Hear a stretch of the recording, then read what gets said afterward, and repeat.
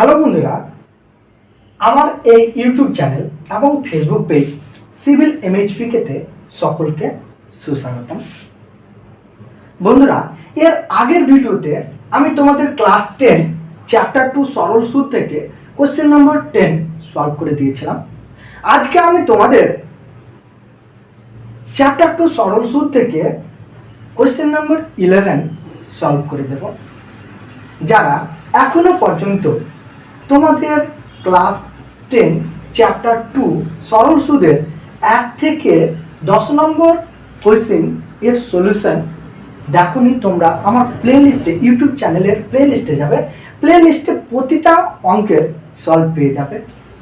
তো তোমরা শুধু একা না, তোমরা তোমাদের বন্ধুদেরও দেখার জন্য বা দেখার সুযোগ করে দেওয়ার জন্য এই চ্যানেলটিকে তোমরা বেশি বেশি করে শেয়ার করবে, সাবস্ক্রাইব করবে এবং তুমি নিজে এবং তোমার বন্ধুদেরও ফলো করতে বলবে।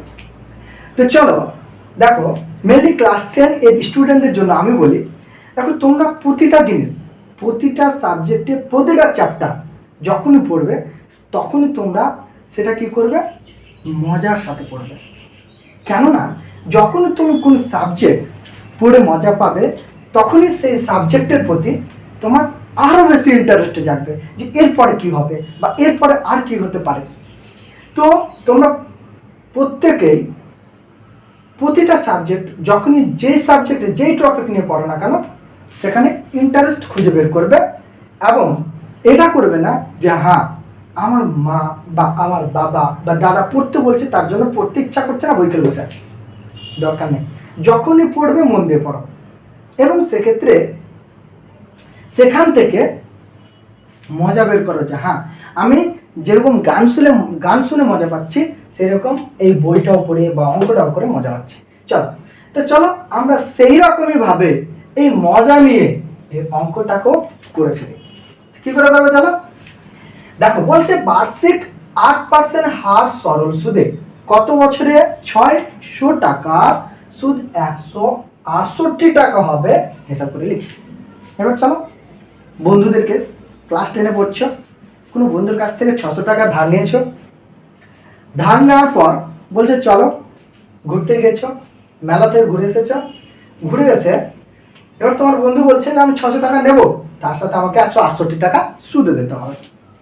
নাও মজা, বন্ধুর সাথে ঘুরতে গেলে বন্ধু তোমার সাথে ঘুরেও নিল, এবার বলছে 600 টাকা যেটা ধার দিয়েছে সেই ধার 600 টাকাও দিতে হবে, 168 টাকাও দিতে হবে। এবার তুমি 600 টাকা দিলে, 168 টাকাও দিলে, আর তুমি সেটাও তোমার বাকি বন্ধুদের তুমি বলেও দিলে যে আমি আমার বন্ধুর কাছে থেকে 600 টাকা ধার নিয়েছিলাম, 600 টাকা ধার নেওয়ার পরিবর্তে আমি 600 টাকাও দিয়েছি, 168 টাকা সুদ হিসাবে দিয়েছি, আর কত পার্সেন্ট সরল সুদে নিয়েছিলাম, 8% সরল সুদে নিয়েছিলাম। কিন্তু তোমার বন্ধুদের বললে না যে আমি কত বছরের জন্য নিয়েছিলাম। তুমি তো মানে চালাক আর খরচর কম না। চলো, তুমি যখন তোমার বন্ধুদের বলবে না তাহলে তোমার বন্ধুদের কর্তব্য কি, ক্যালকুলেশন করে বের করি কত বছরের জন্য নিয়েছ। বাইরে কাছে দেখা গেল তোমার বন্ধু, তুমি তোমার যেই বন্ধুর কাছ থেকে নিয়েছিল অন্য বন্ধুরও তোমার কাছ থেকে দরকার হতে পারে, তার জন্য কি জেনে নেওয়া দরকার। তো আমি কত টাকা নিয়েছিলাম, 600 টাকা নিয়েছিলাম, 600 টাকার জন্য কত টাকা সুদ দিয়েছি, 168 টাকা দিয়েছি। তবে আমি মূলধন কত পেয়ে যাচ্ছি, মূলধন পেয়ে যাচ্ছি 600 টাকা। তাহলে তবে আমি লিখতে পারি না যে আসল সমান কত, 600 টাকা। চলো, আসল পি সমান কত, 600 টাকা।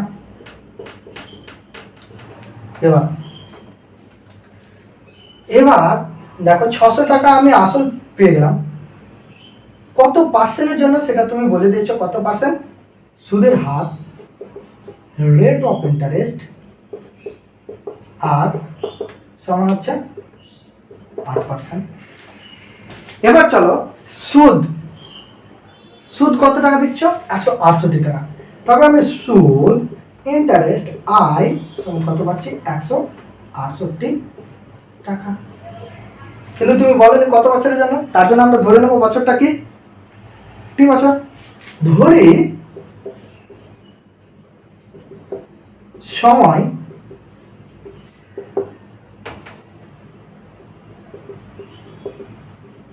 সময়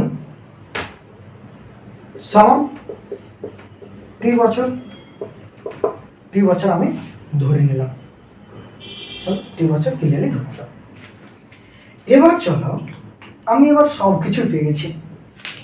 দেখো তোমরা তোমাদের বন্ধুদের নিয়ে মজা করে ঘুরছো, ক্যালকুলেশন করতে হচ্ছে তোমার বাকি বন্ধুদের। চলো করে ফেলি। এবার চলো আমরা জানি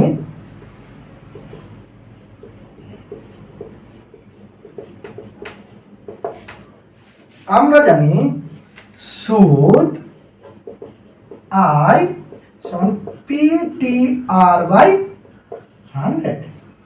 সুদ কত? সুদ পেয়েছি 168 টাকা। পি কত? 600 টাকা। টি কত? টি তো আমরা জানি না, ধরেছি কি টি। এবার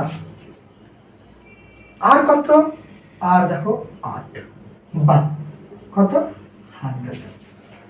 0 0 কেটে দিলাম, 0 0 কেটে দিলাম, আর বেঁচে আছে কি 168 is equal to 6 into t into weight, right? চলো এবার এখান থেকে আমি যদি টি সমান বের করছি, দেখো টি সমান বের করার জন্য আমি টি সমান কি লিখতে পারি? 168 ডিভাইডেড বাই 6 into 8। এই দেখো তারা দু বন্ধু ঘুরেছে, টাকা ধার নেওয়া করছে, আমাদের ক্যালকুলেশন করাচ্ছে। যে বন্ধু ধার নিয়েছে ও মুচকি মুচকি হাসছে। চলো তাহলে ওর হাসির আনসারটা তো দিতে হবে। দেখো আমি কেটে দিই, 8 1 8, 8 2 16, 8 1 8, কত বললাম 21, 3 2 6, 3 2 6, 3 7 21। তবে আমার টি সমান ফাইনালি দাঁড়াচ্ছে কত? টি সমান দাঁড়াচ্ছে 7/2। কি এটা কিসে আসছে? বছরে আসছে, তাই তো? এবার চলো যদি আমি এটাকে ডিভাইড করি, যদি এটাকে আমি ডিভাইড করি, তবে দেখো টি সমান 7/2, 3 2 6, তার হচ্ছে কত 1, দশমিক নেব, এখানে কি পাবো? 0 পাবো।